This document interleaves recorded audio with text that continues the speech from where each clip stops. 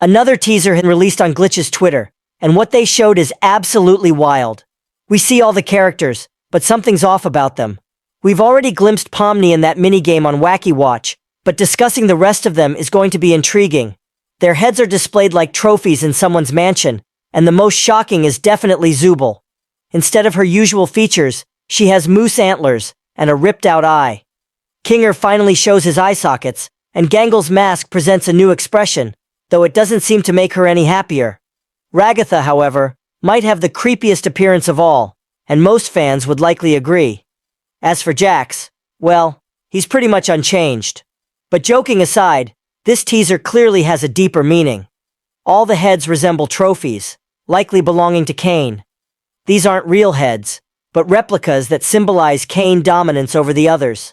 It looks like in episode 3, each character will face a terrifying challenge, coming out shaken, whether it's from some ordeal or a therapy session.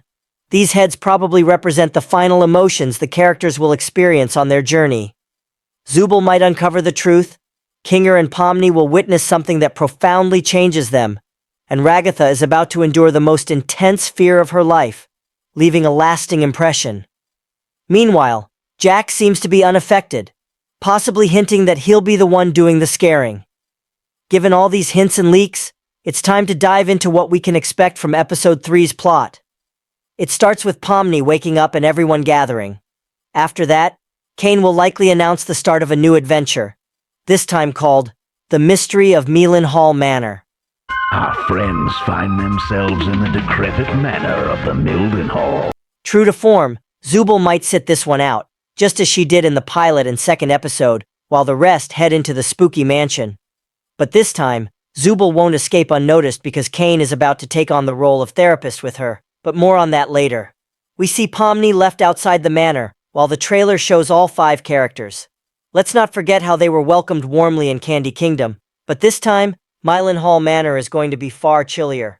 I think Pomni ventured ahead to explore, with the others catching up soon after.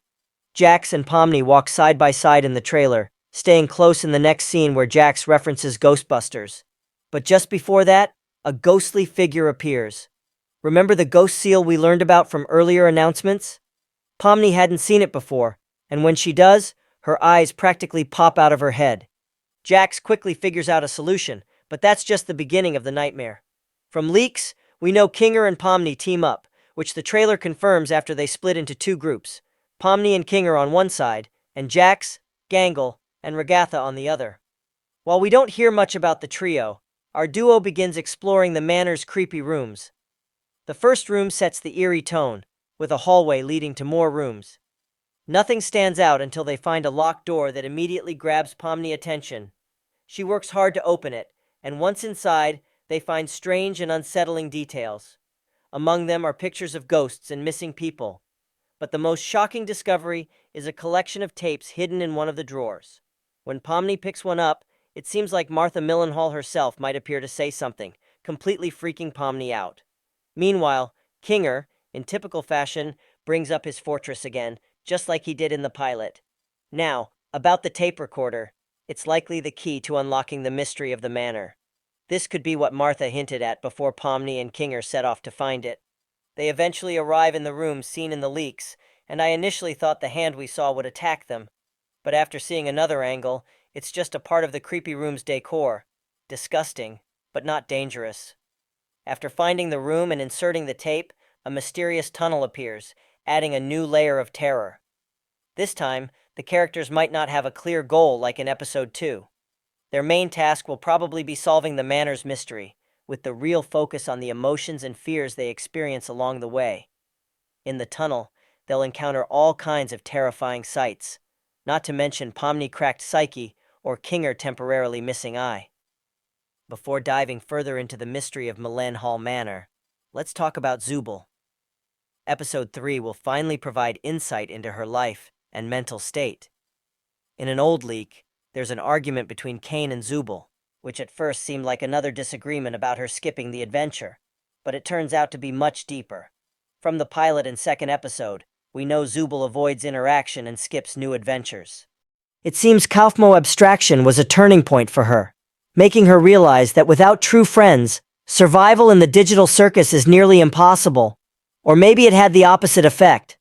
Remember what happened to Kaufmo before he turned into the monster from the pilot?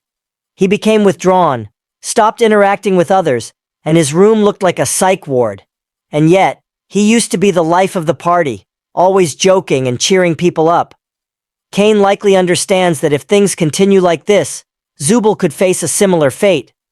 So after several failed attempts to get her to join, Kane decides to hold a therapy session.